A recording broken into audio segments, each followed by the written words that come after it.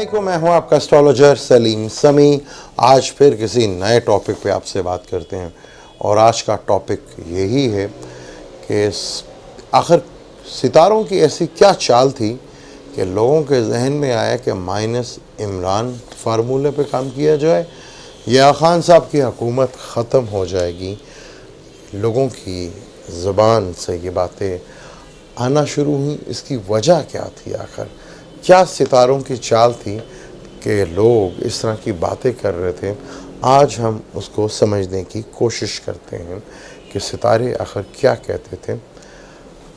क्योंकि लोग कह रहे थे कि खान साहब की हुकूमत, और बड़े आम लोग, चाहे बड़े लेवल के ऊपर या लोग छोटे लेवल के ऊपर, सब में गर्दिश हो रही थी कि नवंबर का महीना खान साहब के लिए काफ़ी मुश्किल होगा। और कई चैनल्स, टीवी चैनल्स और यूट्यूब चैनल्स पे भी माइनस इमरान फार्मूला और ये हुकूमत अब गई और ख़ान साहब की हुकूमत नवंबर में जाएगी। मीडिया तो खैर बड़े ऐसे से शो डाल रहा था। सितारे क्या कहते हैं, ख़ान साहब का बर्थ चार्ट क्या कहता है, और ख़ान साहब का जब ओथ लिया था वो चार्ट क्या कहता है, और पाकिस्तान के चार्ट जो अब ज़ाहिर बात है कि वज़ीर आज़म पावर जो है वो वज़ीर आज़म के पास होती है, वो चार्ट क्या कहता है, इसके ऊपर बात करते हैं। लेकिन आगे बात शुरू करने से पहले चैनल को सब्सक्राइब कर लीजिएगा और बेल के बटन को भी ज़रूर दबाइएगा। तो इसी पे बात शुरू करते हैं। पहले खान साहब के चार्ट को देखते हैं और ख़ान साहब ने जब ओथ लिया था तो वो चार्ट क्या कहता है, इन दोनों चार्ट्स के ऊपर बात करते हैं। ख़ान साहब बाय बर्थ लिब्रा हैं और ख़ान साहब ने जब ओथ उठाया तो तब भी बाय बर्थ वो उसका भी जो चार्ट था वो भी लिब्रा का ही लगन था। तब लगन का मालिक 12वें घर में था और ख़ान साहब के बर्थ चार्ट में लगन का मालिक लगन के अंदर ही है। आज सन का ताल्लुक गवर्नमेंट से होता है, पावर से होता है, यानी कि आपके जो वज़ीर आज़म हैं उनका ताल्लुक जो है वो सन से बना, सन जवाल में बैठा हुआ है। तो लोगों की बातें शुरू हो गई कि ख़ान साहब के लिए नवंबर का महीना बड़ा मुश्किल होगा, बहुत ही तकलीफ़ दे होगा, ख़ान साहब की हुकूमत ख़त्म हो जाएगी। क्योंकि राहु की 5वीं नज़र भी सन को देख रही थी। राहु शरारती नज़रों से शम्स को देख रहा था और लोगों में, क्योंकि मीडिया के घर में बैठा था ना, कम्युनिकेशन के घर में राहु वहाँ से बैठा। और बाज़ार, क्योंकि लिब्रा का ताल्लुक बाज़ार से है, बाज़ार में ये हवाएं जो हैं चलना शुरू हुई। और बड़ा नेटवर्क का घर एक्वेरियस होता था, तो ये बड़े नेटवर्क में भी, यानी कि सोशल मीडिया और टीवी मीडिया, प्रिंट मीडिया या इलेक्ट्रॉनिक्स मीडिया पे ये बातें गर्दिश करने लगी। अब सन का वज़ीर जो है वो जुपिटर होता है, वो अपने घर में आ गया है, और उसका प्रिंस जो है मरकरी जो है वो भी अब आने वाला है वापस लिब्रा में।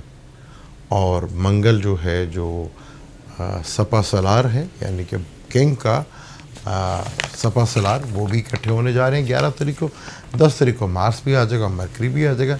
ये 5-6 दिनों की युति जो है बड़ी ज़बरदस्त किस्म की ये कंडीशंस बनेगी।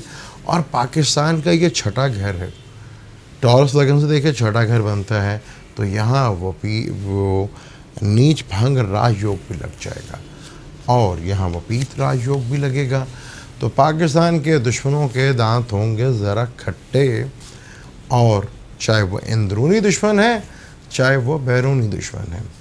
अब ख़ान साहब की हुकूमत जब ज़ाहिर बात है जो वक्त का सरबराह होता है वो 10वां घर होता है, वो कैंसर का था।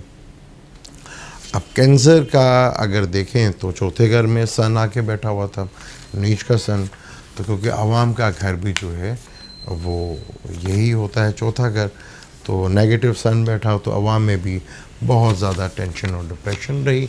इसी पे मौलाना साहब का आज़ादी धरना आ गया। अब आज़ादी धरने में भी इमरान खान साहब ने बेहतरीन मिसाल कायम कर दी, क्योंकि उनके सरबराह तो हलवा खा रहे थे। मेरी समझ में नहीं आता कि मौलाना साहब, लोग कहते हैं कि बड़े ज़ीरक सियासतदान हैं, मुझे तो कोई बात उनकी ज़ीरक वाली नज़र नहीं आई, बल्कि उनकी लालच ही मुझे नज़र आई। अगर वो ज़ीरक सियासतदान होते, क्योंकि आवाम जब से ख़ान साहब आए, आवाम तो ये कहती है कि ख़ान साहब हमारी उम्मीदों पे पूरा नहीं उतरे, ख़ान साहब ने तो हमारे जुलूस ही निकाल दिए हैं। खान साहब का अगर चार्ट देखते हैं तो खान साहब का चार्ट जो है लिब्रा लगन है, और लगन का मालिक ताले में बैठा हुआ है, और इस वक्त जो दिशा चल रही है खान साहब की वो जुपिटर टू सैटर्न की चल रही है। जुपिटर इस कुंडली में मेलिफिक ज़रूर होता है, लेकिन वो तीसरे घर में बैठा हुआ है, और सैटर्न भी उधर ही बैठा हुआ है। और तीसरे घर में बड़ा कम्युनिकेशन, खान साहब की कम्युनिकेशन बड़ी स्ट्रॉन्ग हुई है, और खान साहब की हिम्मत और विल पावर भी बड़ी स्ट्रॉन्ग हुई है। लेकिन अगर हम दिशा से देखें तो खान साहब एरियस लगन बनते हैं। तो यही सब कुछ 9वें घर में हो रहा है, ठीक है।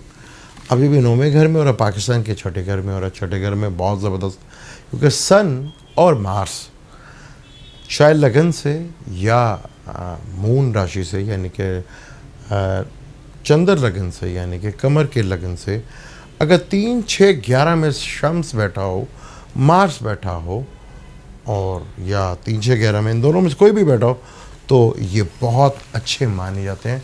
ट्रांसट बहुत आला किस्म के ये माने जाते हैं। और सैटर्न को भी तीसरे घर में बहुत ज़बरदस्त माना जाता है।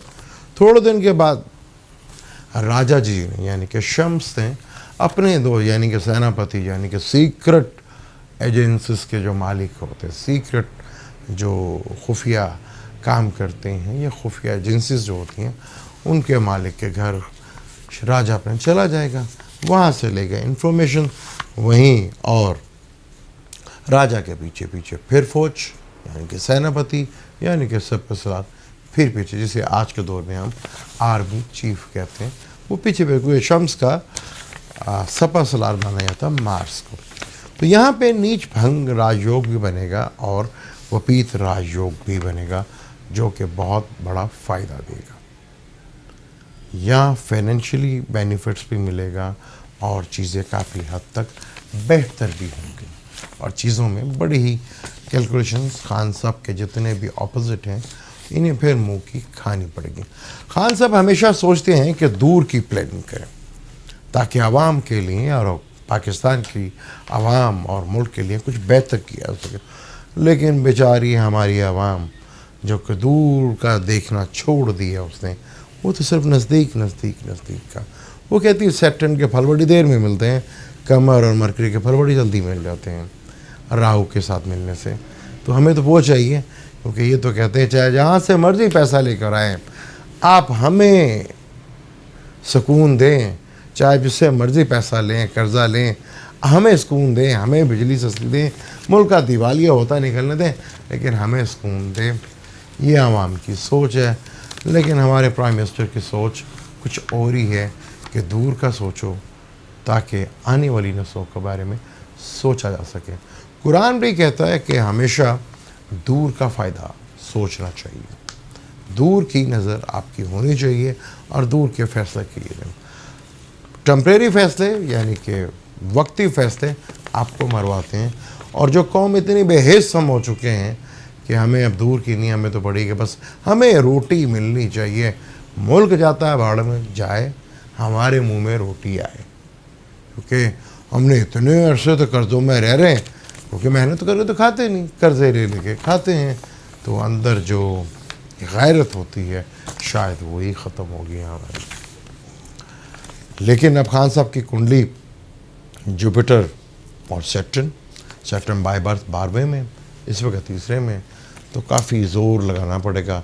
फिर लिब्रा लगन से और 10वें घर में जब जुपिटर भी आ जाएगा और सैटर्न भी आ जाएगा, तो फिर चौथे घर को देखे जो आवाम का घर होता है। तो ये तो आगे खान साहब आवाम की पूरी उम्मीदों पे उतरते हुए नज़र आ रहे हैं।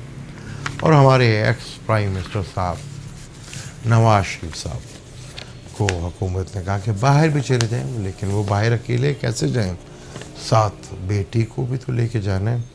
अब उसके लिए क्या कानून बनेंगे?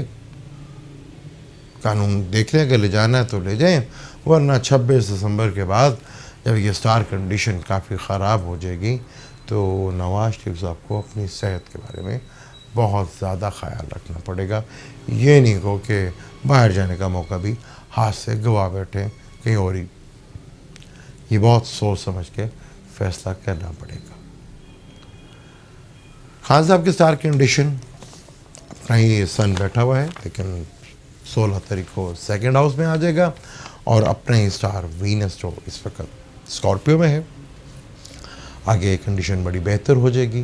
खान साहब का अपना स्टार भी तीसरे घर में चला जाएगा और पाकिस्तान का अपना भी स्टार जो है वीनस वो 8वें घर में जाएगा। अगर आज के हिसाब से हम देखते हैं तो पाकिस्तान के छठे घर की दिशा है लिब्रा है, तो तीसरे घर में पाकिस्तान का भी टाइम जैसे ही चौथे घर में सेटर्न आएगा, पाकिस्तान की अंदरूनी और बैरूनी हालात बहुत बेहतर हो जाएंगे, फाइनेंशियली मैटर्स बहुत ज़्यादा बेहतर होंगे। इसके बारे में अब हमने सोचना है। अगर हम अभी भी दूर की नहीं सोचेंगे तो वक्त फिर हमें बहुत दूर लेकर चला जाएगा। अब मुझे दें इजाज़त, लेकिन जाने से पहले चैनल को सब्सक्राइब कर लीजिएगा और बेल के बटन को ज़रूर दबा लीजिएगा। अल्लाह हाफ़िज़।